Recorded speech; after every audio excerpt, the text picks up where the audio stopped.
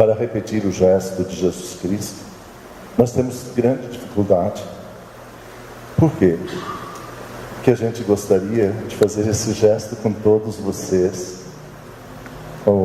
A nossa admiração por Jesus é tão grande, principalmente nesse gesto do lava-pés, onde ele, o Filho de Deus, se torna tão pequenino, se torna servo, servidor, e vai lavar os pés dos discípulos. Porque esse trabalho era o trabalho mais humilde que existia. Quem lavava os pés do patrão, do amo, eram os escravos. Quando não havia escravos, os servidores, mas era um trabalho de escravo.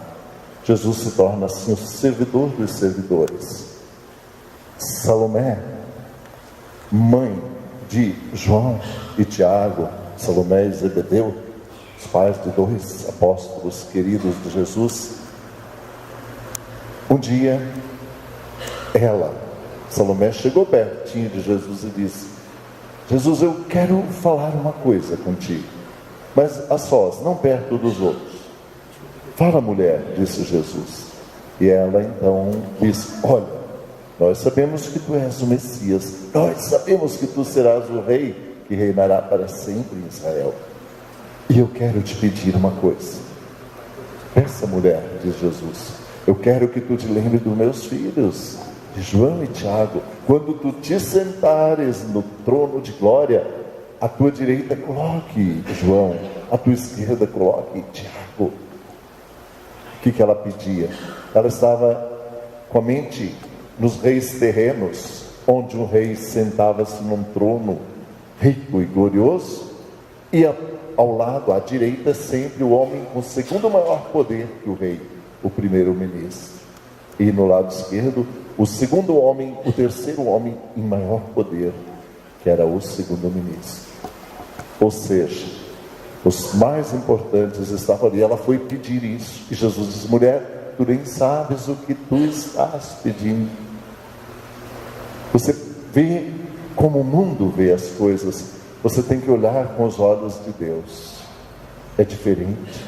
Sim, sou rei, mas não esse rei que tu imaginas. Mais tarde, diz ela, compreenderás. E eles então compreenderam. Mais tarde, depois da cruz e depois da ressurreição, Salomé, Zebedeu, João e Tiago entenderam perfeitamente e viram que o que eles pediram estava totalmente fora de propósito. São coisas do mundo. Um rei tem súditos, escravos, servidores. Jesus, um rei diferente, ele não veio para ser servido, ele veio para servir. E esse gesto mostra isso. Então a nossa dificuldade é essa. Sacerdotes, ministros, somos trabalhadores e servidores. Estamos aqui para servir uma parcela do povo de Deus, para servir com carinho, com justiça, para servir sem medidas.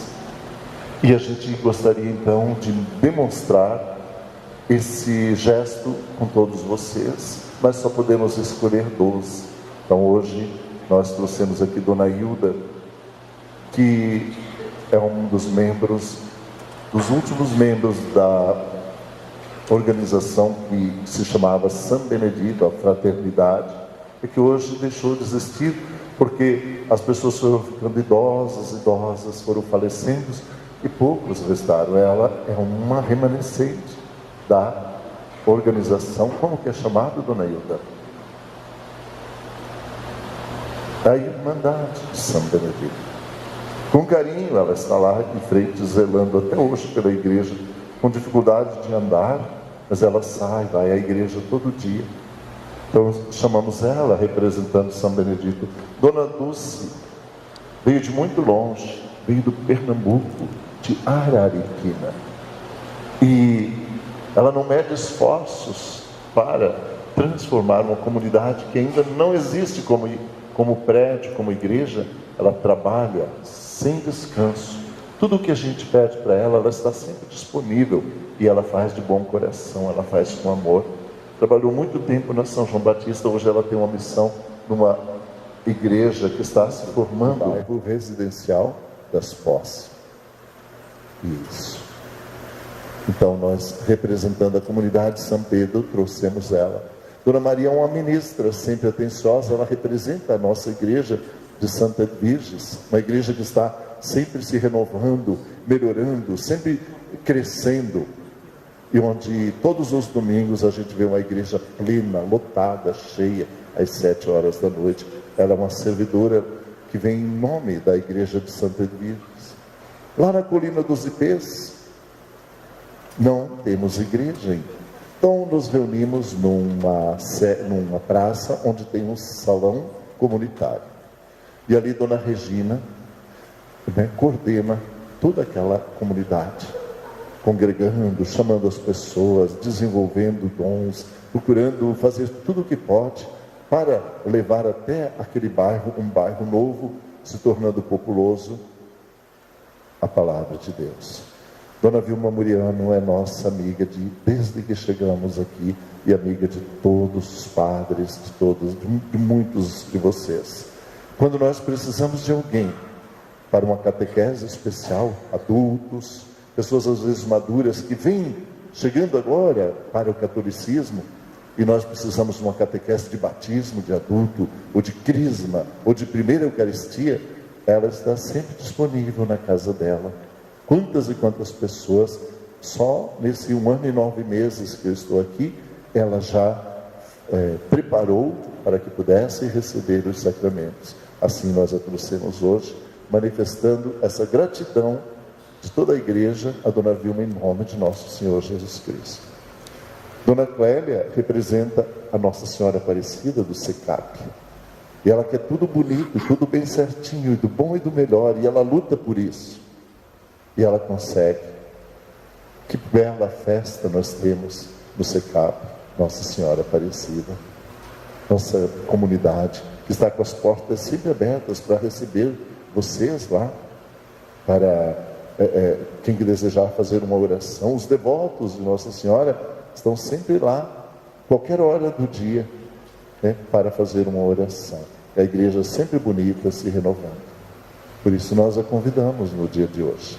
Convidamos o seu Pedro Morossi. Ali, na entrada do Mosquito, tem uma igrejinha chamada São Maximiano. Era tão pequena, agora ela está aumentando. Seu Pedro, com sua família, reúne seus amigos, seus parentes, e ali promove bingos, quermesses, um festejo, e vai levando em frente. Hoje já ela está o dobro do que era, muito mais, porque já tem uma sacristia. Claro que está tudo sendo feito, vidros coloridos, vitrais. Todos os meses nós estamos lá com a Santa Missa, numa terça-feira à noite, e o seu Pedro lutando e lutando com seus parentes e amigos, com toda a dedicação.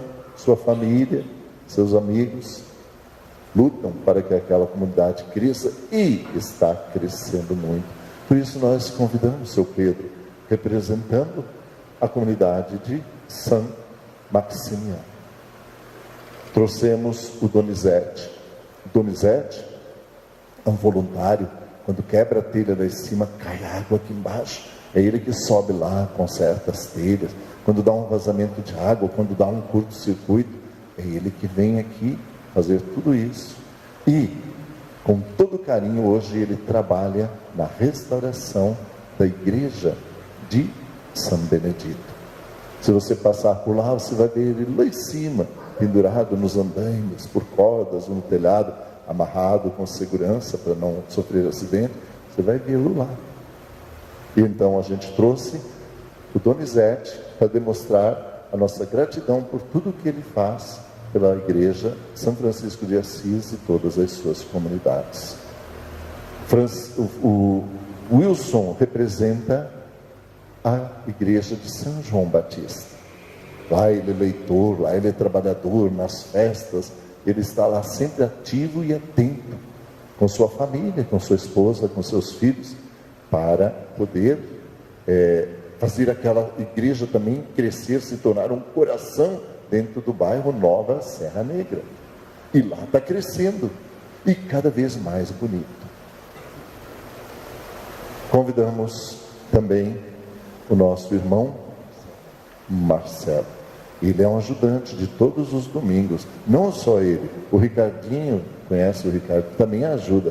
O Ricardinho tem a função de trazer os cestinhos de oferta, depois que esvaziou, até a sacristia. E ele passa arrastando os 2 cestinhos todo domingo. Marcelo é colaborador nosso, com sua família. É um homem que faz a contagem do dinheiro, da oferta, anota ali quanto deu de dízimo, quanto deu para passar para a gente depois lançar na contabilidade. O dinheiro que vocês ofertaram, o dízimo que vocês trouxeram, ele é uma dessas pessoas. E a gente o convidou hoje. O Francisco veio de muito longe. Ele trabalhou comigo nas igrejas do Maranhão, restaurando e pintando. E eu o trouxe para cá quando pensei em reconstruir essa igreja. Posso dizer para vocês que todas essas restaurações, toda essa pintura, lá fora os passarinhos na frente de São Francisco, tudo foi coisa que ele restaurou, o que ele fez, o que não tinha foi criado. E vocês podem vê-lo hoje pendurado nas portas, lá na São Benedito, uma profissão de perigo, de muito risco, mas ele está lá, atento, veio com a sua família, com sua esposa, com sua filhinha, e hoje trabalha para nós, até terminar a restauração da igreja de São Benedito. E todos podem ver, está ficando muito bonita. E trouxemos o Roberto, que desde que eu cheguei aqui, foi uma das primeiras pessoas que eu conheci, ele e sua família, que é uma pessoa sempre atenta às necessidades da igreja. Tudo que a gente precisa e pede para ele não mede esforços, ele e sua família, para agilizar, para buscar subsídios, informações, tudo isso. Ele é uma pessoa atenta, uma pessoa dedicada à nossa igreja, não só aqui, como nas comunidades. Ele também, onde pode, ele está sempre atuando, ele e sua esposa.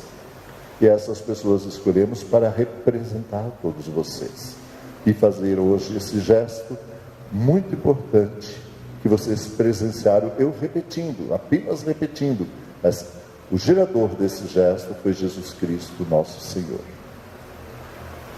Lá em Jerusalém existe até hoje a sala, o cenáculo onde Jesus fez esse gesto, onde Jesus fez a última ceia, aquela quinta-feira da Semana Santa.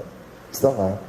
Você pode subir as escadas, entrar, visitar, se emocionar e chorar muito ali, porque ela te leva às lágrimas. E ali Jesus então fez a sua última ceia, sabendo que ia partir, já tendo preparado 11, porque 12 não deu para preparar. Um deles se afastou, Judas Iscariotes. Tendo preparado os 11, ele quis fazer um gesto para dizer: eu permanecerei para sempre no meio de vocês. Mas como? Então ele vai buscar de dentro da maior necessidade das pessoas o alimento que se chama pão, para abençoar e dizer: a partir de hoje eu estarei com vocês nesse alimento espiritualmente. O pão é o alimento básico de todos os povos.